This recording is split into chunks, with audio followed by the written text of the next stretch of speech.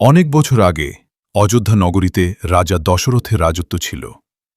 তার ৩ রানী থাকলেও বহু বছর ধরে তার কোনো সন্তান ছিল না। রাজা খুব দুঃখী ছিলেন, কারণ তার পরে রাজ্য সামলানোর কেউ ছিল না। একদিন রাজা এক মহান যজ্ঞের আয়োজন করলেন, পুত্রেষ্টি যজ্ঞ। সেই যজ্ঞের পর দেবতারা আশীর্বাদ করলেন এবং কিছুদিন পরেই রাজা দশরথের ঘরে জন্ম নিলেন এক অসাধারণ শিশু, রাম।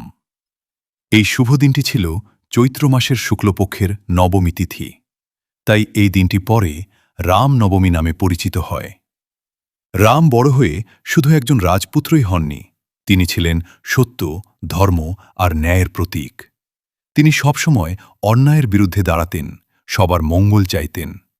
তাই মানুষ তাকে ভগবান বিষ্ণুর অবতার হিসেবে মানতে শুরু করে।